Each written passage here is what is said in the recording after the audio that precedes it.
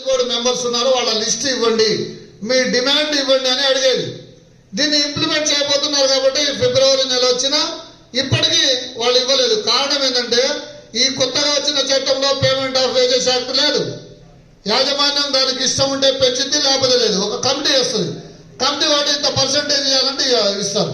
మనం చూశారు కదా 7th పే కమిషన్ అని గవర్నమెంట్ ఉద్యోగస్తులకి వాళ్ళకి ఏం పెంచారు, 7% పెంచుతున్నామని ఇచ్చారు. వాళ్ళు మనం ఎంత తీసుకుంటున్నాం, 24%, 25%, 27% తీసుకుంటున్నాం. వాళ్ళు 7% పెంచితే చాలని ఇచ్చారు. రేపు రాబోయే రోజుల్లో మనకు కూడా అదే పరిస్థితి రాబోతుంది. అదేవిధంగా కాంపన్సేషన్ యాక్ట్, ఈ రోజు కార్మికులకు దెబ్బ తగిలితే మనకు ఇంటి దగ్గర ఉన్న మనకు జీతం ఇస్తున్నారు. ఏదైనా ఒక అవయవం కనుక పోతే దానికి కాంపన్సేషన్ గా డబ్బు కట్టిస్తున్నారు. అదేవిధంగా ఏదైనా పూర్తిగా మెడికల్ అన్ఫిట్ అయితే దాని బదులు ఉద్యోగం ఇస్తున్నారు. అవన్నీ రావు. మనకు బోనస్ యాక్ట్, మనం తీసుకుంటున్నా ఈ రోజు తీసుకుంటున్న బోనస్లు అవన్నీ ఉండవు, బోనస్లే ఉండవు. ఓన్లీ మీకు సుక్క జీతమే ఉంటుంది. అదేవిధంగా మీకు ఇంకా రావాల్సిన గ్రాట్యుటీ యాక్ట్, ఈ రోజు రిటైర్ అయిన తర్వాత 20 లక్షలు తీసుకుంటున్నాం. ఆ 20 లక్షలు గ్రాట్యుటీ అనేది ఉండదు.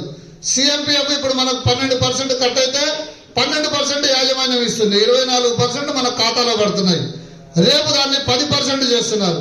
అంటే 10% మనకి కట్ అయితే 10% యాజమాన్యం కట్ ఇస్తుంది. ఇస్తే 20%, అంటే 4% ప్రతి సంవత్సరం మనం నష్టపోతున్నాం.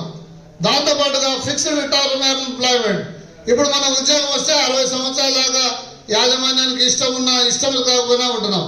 మనం చూశారు కదా RK6 బంద్ అయింది, అంతకుముందు RK8 బంద్ అయింది. అయినా కార్మికులని ఇక్కడిక్కడే సర్దారు. కానీ రాబోయే రోజుల్లో అది ఉండదు.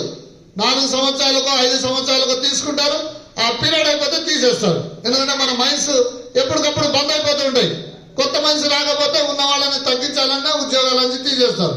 ఇప్పటికే సైన్యంలో పెట్టారు కదా అగ్నివీర్ పేర్ల 4 సంవత్సరాలు.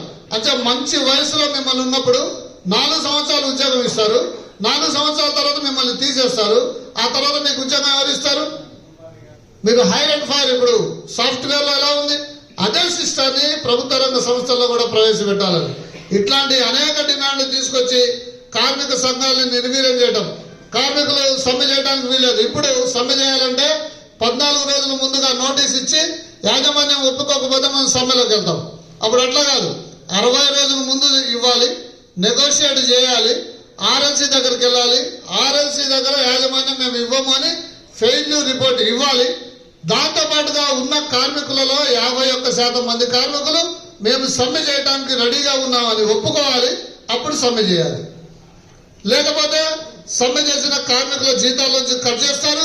అదేవిధంగా కార్మిక సంఘం ఎవరైతే సమ్మె పిలిపించారో ఆ నాయకులని అరెస్ట్ చేసి జైలుకు పంపించే విధానం దాంట్లో పొందుపరిచి పెట్టారు. దాంతో పాటుగా ఒక కార్మిక సంఘం పెట్టాలంటే 7 కార్మికులు ఉండి ఒక కార్మిక సంఘం పెట్టచ్చు. ఇప్పుడు అది లేదు.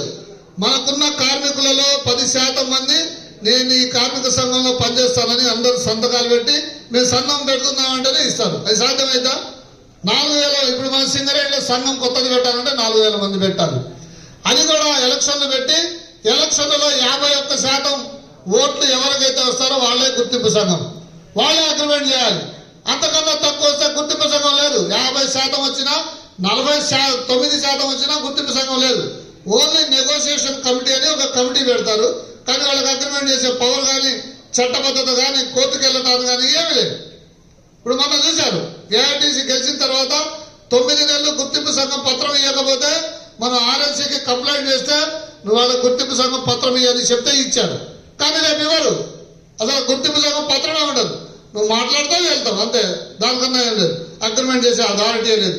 ఇలాంటి అనేక డిమాండ్లు తీసుకొస్తున్నారు. కాబట్టి రాబోయే రోజుల్లో మనకు మనుగడ ఉండదు. మన కార్మికులకు మనుగడ ఉండాలి. దేశంలో ప్రభుత్వ రంగ సంస్థలు ఉండాలి. ప్రభుత్వ రంగ సంస్థలు ఉండబట్టే మనం ఈ పరిస్థితిలో ఉన్నాం. ఈ ప్రాంతంలో సింగరేణి లేకపోతే మనం ఎలా ఉండేవాళ్ళం ఆర్థికంగా? మీరు పక్కకి వెళ్ళండి, ఆసిఫాబాద్ వెళ్ళండి, నిర్మల్ వెళ్ళండి, ఆదిలాబాద్ వెళ్ళండి. మనం ఉన్నంత రిచ్ గా మనం ఉన్నట్టుగా ఉన్నామా? మనలాగా ఆర్థికంగా బలంగా ఉన్నారు వారు. కారణం ఏంటంటే ఈ ప్రభుత్వ రంగ సంస్థలు ఉన్నాయి కాబట్టి. అందుకనే ప్రభుత్వ రంగ సంస్థలను ఏర్పాటు చేయాలని స్వాతంత్రం వచ్చిన తర్వాత నెహ్రూ లాంటి మహానాయకులందరూ కలిసి ప్రభుత్వ రంగ సంస్థలు మినీరత్న, నవరత్న కంపెనీల పేరుతో ఏర్పాటు చేశారు. వాటిని ఇప్పుడు అమ్ముకుంటున్నారు. కాబట్టి ఇవన్నీ మీరు ఆలోచించి ఈ ప్రమాదం మీకే. కొత్తగా వచ్చిన ఉద్యోగస్తులకి ఇంకా 30 సంవత్సరాలు మీరు ఉద్యోగం చేయాలి. మీకు గనక ఆ భద్రత లేకపోతే మీరు ఉండగలుగుతారా? ఇంతమంది ఇదే సింగరేణిలో వాలంటీర్ రిటైర్మెంట్ ఇచ్చి పంపించారు. రేపు మీకు కూడా అదే పరిస్థితి వస్తుంది. ఈ పరిస్థితులు అసలు కొత్త మనిషి లేవు, పాత రోజుల్లో ఉన్న మన మైన్స్ అన్నా ఉన్నాయి. కాబట్టి ఇవన్నీ మీరు ఆలోచించాలి. దాంతో పాటుగా పాత కార్మికులు ఎవరైతే రిటైర్ అయ్యే వాళ్ళు ఉన్నారో మీకు కూడా ప్రమాదం ఉంది. ఈ సింగరేణి ఈ కోల్ మైన్స్ ఉంటేనే, ఉద్యోగస్తులు ఉంటేనే, వీళ్ళ జీతం నుంచి 7% CMPF కట్ అయితేనే మీరు రిటైర్ అయిన తర్వాత మీకు పెన్షన్ వస్తుంది. వీళ్ళు లేకపోతే మీకు పెన్షన్ ఎక్కడ వస్తుంది? ఇప్పటికే మనం పెన్షన్ లో 40,000 కోట్ల రూపాయలు లాస్ తో ఉన్నాం. కాబట్టి ఇవన్నీ ఆలోచించి రేపు జరిగే సమ్మెలో మీరందరూ పాల్గొనాలి. అందుకనే పాలసీలు ఏమైనా, జెండాలు ఏమైనా, ఎజెండాలు ఏమైనా మేమందరం కలిసి ఒకే వేదిక మీదకి వచ్చాం.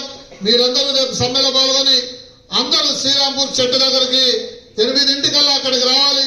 పెద్ద ఎత్తున ప్రదర్శన చేయడం ద్వారా మన నిరసనని ప్రభుత్వాలకు తెలపడం ద్వారా వాళ్ళు ఏవైతే నిర్ణయాలు ఉన్నాయో వెనక్కు తీసుకోవడానికి అవకాశం ఉంటుంది. కాబట్టి మీరందరూ ఆలోచించి రేపు సమ్మెలో పెద్ద సంఖ్యలో మీరు పాల్గొంటారని ఆశిస్తూ ఈ అవకాశం ఇచ్చిన